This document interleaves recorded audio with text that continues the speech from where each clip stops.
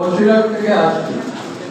আমাকে মেঘলা রানী মীনাপাল দত্ত এখানে আসার জন্য আহ্বান করেছে।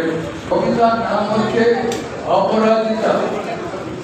আরজিকর মেডিকেল কলেজের সেমিনার হলে কর্তব্যরত চিকিৎসকের গভীর রাত্রে অস্বাভাবিক মৃত্যু ধূলিধূসর মণ্ডিত দেহটাকে জানিয়ে দিয়ে গেল এ রাজ্যের নারীদের নিরাপত্তাহীন অরাজকতা।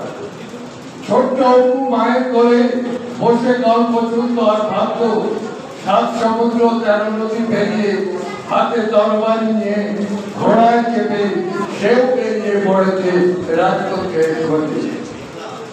যৌবনের দীপ্ত ভঙ্গি মায়ের কোনো ভুল ছিল না। মানুষের কল্যাণে নিজেকে সমর্পণের জন্য চিকিৎসা বিদ্যার পারদর্শী হওয়ার তাগিদ ছিল। তাই গ্রাম থেকে নিজের উপর অর্পিত দায়িত্ব পালনে কোনো ঘাটতি ছিল না।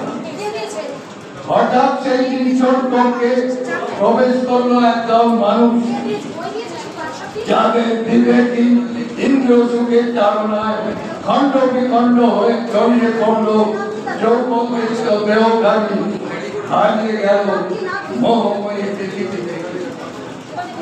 ওই মেয়েটি বিশ্বায়িত অশ্রুরাশি সমুদ্রের উত্তাপ ঢেউয়ের মতো আঁকড়ে পড়ল পৃথিবীর অন্তে। বিচারের পানি নীরবতাকে ছিন্ন করে নারীদের পথ দেখার মাথা উঁচু করে বেঁচে থাকার প্রয়াস